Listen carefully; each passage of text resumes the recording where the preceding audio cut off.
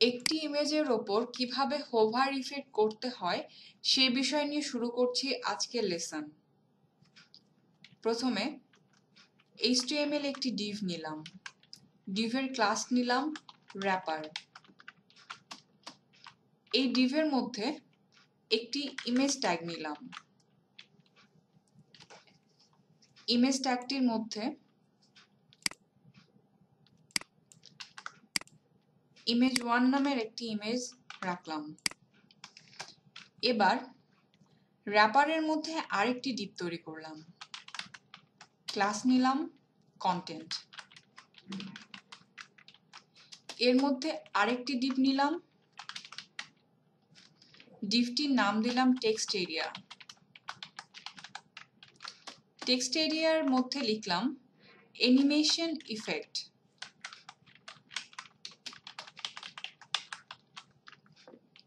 এবার ব্রাউজারে গিয়ে রিফ্রেশ করার পরে আমরা দেখতে পাচ্ছি ইমেজটি অ্যানিমেশন ইফেক্ট লেখা সহ এই অবস্থায় আছে।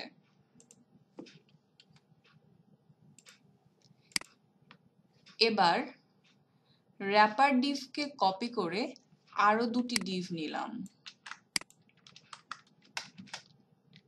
ভেতরের ইমেজ দুটিকে চেঞ্জ করে দিলাম।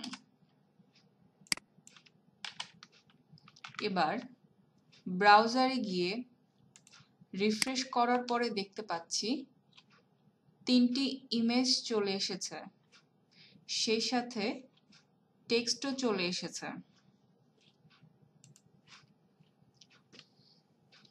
এবার wrapper divকে সিলেক্ট করি। wrapper-এর উইডথ 280 পিক্সেল এবং হাইট 280 পিক্সেল দিলাম। ব্রাউজার রিফ্রেশ করার পরে আমরা দেখতে পাচ্ছি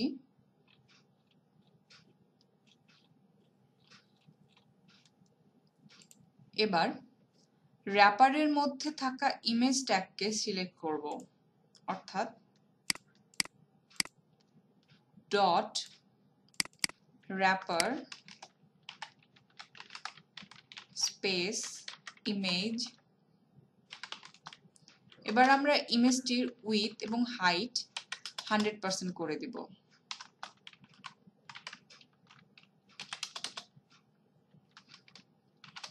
ব্রাউজারে গিয়ে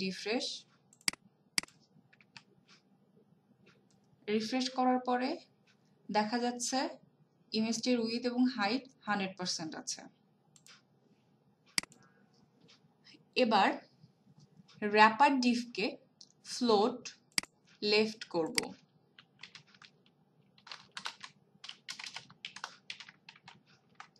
margin right 20 pixel. Browser refresh করার পরে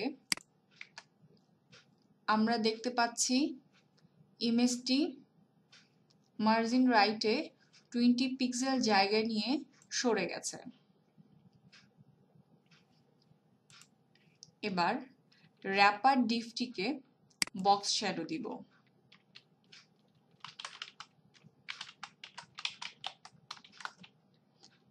x অ্যাক্সিসে 0 পিক্সেল, y অ্যাক্সিসে 0 পিক্সেল। কালারটি ব্লার করব 25 পিক্সেল এবং কালারটি দিব ব্ল্যাক। এবার ব্রাউজার রিফ্রেশ করার পরে আমরা দেখতে পাচ্ছি বক্স শ্যাডো চলে এসেছে। বর্ডার wrapper-এ সেমিকোলন দিতে আমরা যেন ভুল না করি। বর্ডারে 10 পিক্সেল সলিড হোয়াইট করব। ব্রাউজার রিফ্রেশ করার পরে দেখতে পাচ্ছি বর্ডার 10 পিক্সেল চলে এসেছে। এবার আমি কন্টেন্ট divকে সিলেক্ট করব, অর্থাৎ এই কন্টেন্ট ডিভটাকে সিলেক্ট করব। কন্টেন্ট ডিভটির width 280 pixel, height 280 pixel. Content ডিভের একটি ব্যাকগ্রাউন্ড কালার দিব।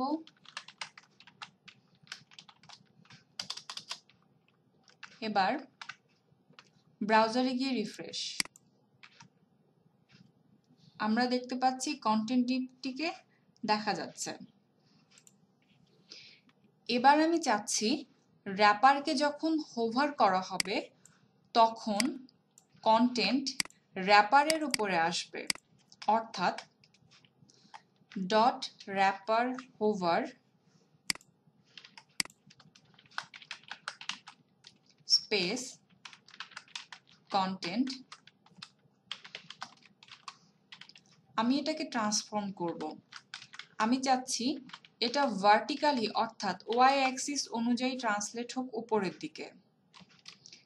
এজন্য আমরা লিখলাম ট্রান্সফর্ম, এর বাইরে লিখব translate Y bracket open close 300 pixel. ব্রাউজারে গিয়ে রিফ্রেশ করার পরে আমরা দেখতে পাচ্ছি যখন ইমেজটার উপরে হোভার করা হচ্ছে তখন কন্টেন্ট ডিভটা নিচের দিকে সরে যাচ্ছে, অর্থাৎ ওয়াই অ্যাক্সিস বরাবর নিচের দিকে সরে যাচ্ছে। কিন্তু আমরা এটা চাচ্ছি না, আমরা চাচ্ছি এটা ইমেজের উপরে হোভার হবে, অর্থাৎ -300 পিক্সেল। এবার ব্রাউজারে গিয়ে রিফ্রেশ করার পরে দেখতে পাচ্ছি হোভার করার পরে কন্টেন্ট ডিভটি ইমেজের উপরে চলে এসেছে, কিন্তু এখানে একটু সমস্যা দেখা যাচ্ছে। নিচের দিকে সম্ভবত 15 কি 20 পিক্সেল কম আছে, এজন্য আমরা 15 পিক্সেল কমিয়ে দিচ্ছি, 285 পিক্সেল করলাম। এবার দেখা যাচ্ছে ডিভটি অ্যাকুরেটলি হোভার হচ্ছে। এখন আমি কন্টেন্টের অপাসিটি কমাতে চাচ্ছি, এজন্য লিখলাম অপাসিটি 0.6।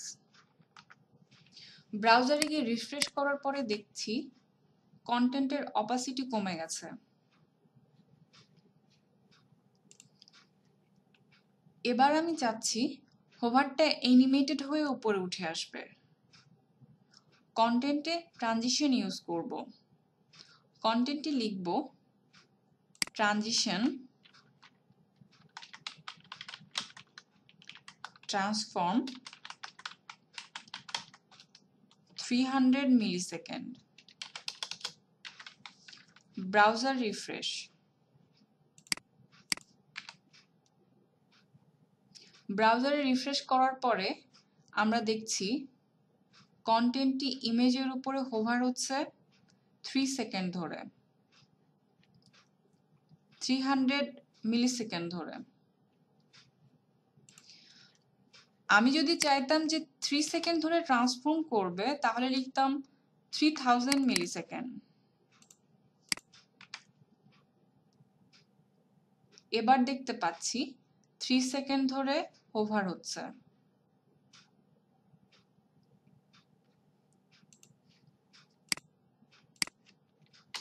কিন্তু আমি এখানে 300 মিলিসেকেন্ডই রাখবো।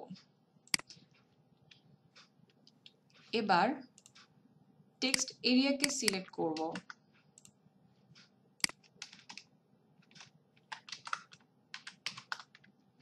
ব্রাউজারে দেখতে পাচ্ছি, আসলে দেখতে পাচ্ছি না যে এখানে কোনো টেক্সট লেখা আছে কিনা, কারণ টেক্সটের কালারটি কালো দেওয়া আছে। এজন্য টেক্সটের কালার চেঞ্জ করব, কালার সাদা। এবার আমরা অ্যানিমেশন ইফেক্ট টেক্সটটি দেখতে পাচ্ছি।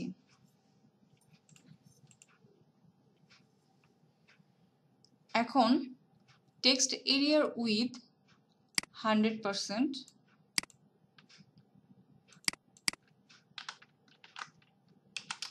height 40 pixel, background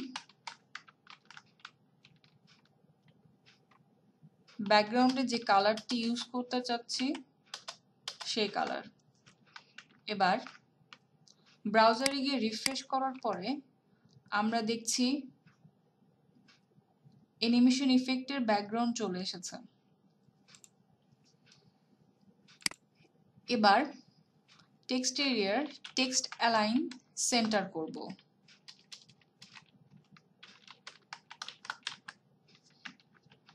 padding top 10 pixel.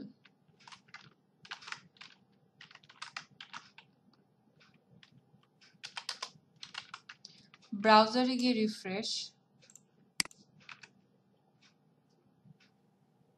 Refresh করার পরে আমরা দেখছি অ্যানিমেশন ইফেক্ট লেখাটি সেন্টারে চলে এসেছে।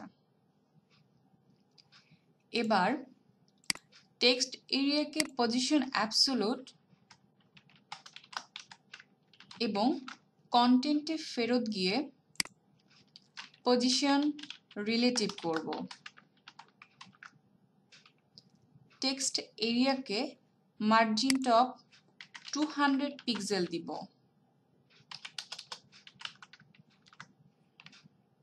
ব্রাউজারে রিফ্রেশ করার পরে আমরা দেখছি টেক্সট এরিয়ার এই অবস্থা।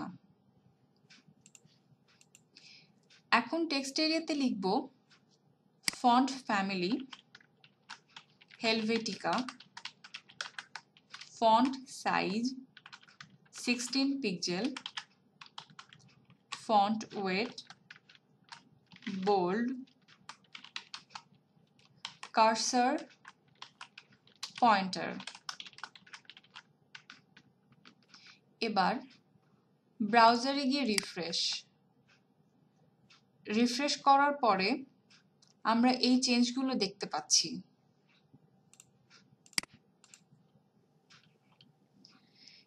এবার একে ডিসপ্লে নান করব,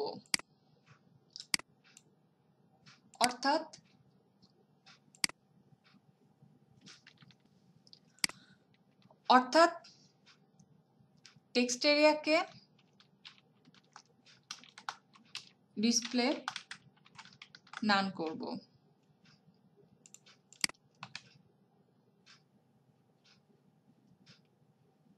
এখানে টেক্সট এরিয়া শো করছে না। এখন আমি চাচ্ছি হোভার করলে এটা শো করবে। এজন্য লিখব dot wrapper hover dot text area display block. ব্রাউজারে গিয়ে রিফ্রেশ করার পরে হোভার যখন করছি তখন টেক্সট এরিয়া শো করছে। এখন আমি র্যাপার ডিভকে ওভারফ্লো হিডেন করব।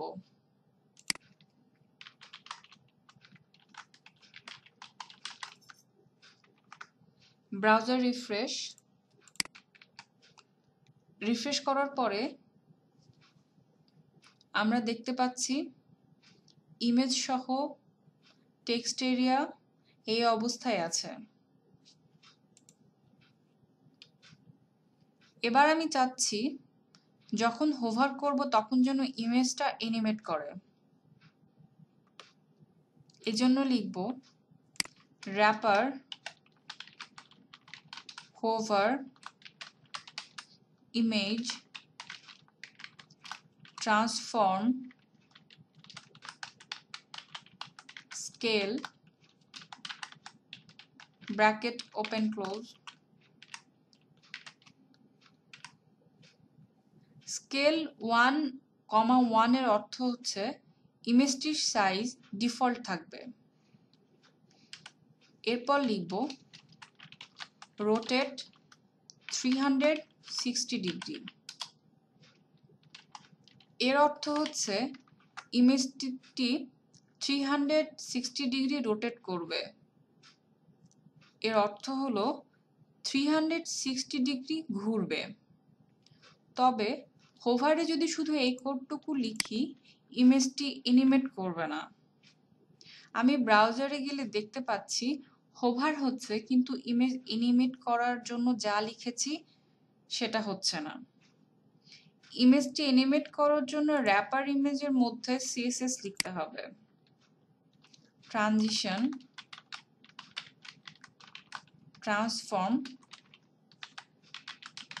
3000 মিলিসেকেন্ড, অর্থাৎ 3000 মিলিসেকেন্ড সময় ধরে এটা ট্রান্সফর্ম হবে। ব্রাউজারে গিয়ে রিফ্রেশ করার পরে আমরা দেখতে পাচ্ছি নিচের ইমেজটি 360 ডিগ্রি রোটেট হচ্ছে 3000 মিলিসেকেন্ড সময় ধরে।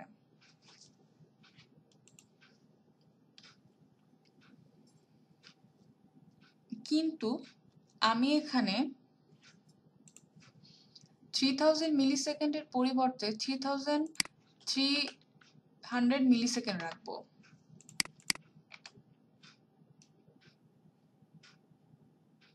এবার দেখছি এটা খুব তাড়াতাড়ি অ্যানিমেট হচ্ছে।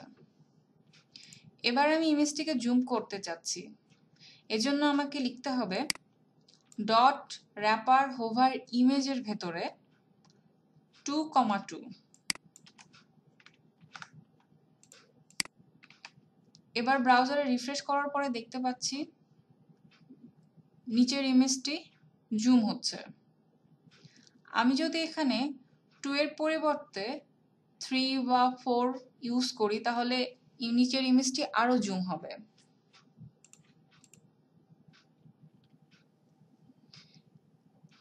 ইমেজটিকে এখন 360 ডিগ্রির পরিবর্তে 45 ডিগ্রি করতে চাচ্ছি।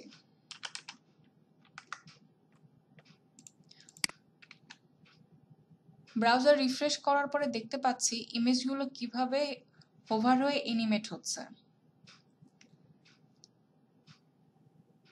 এই সিএসএস গুলির অনেক কোড আছে, সেই কোডগুলিতে বিভিন্ন ব্রাউজারে দেখার জন্য প্রিফিক্স যুক্ত করতে হবে। এজন্য আমাদেরকে prefixmycss.com অ্যাড্রেসে গিয়ে আমার সিএসএস গুলি কপি করে পেস্ট করি।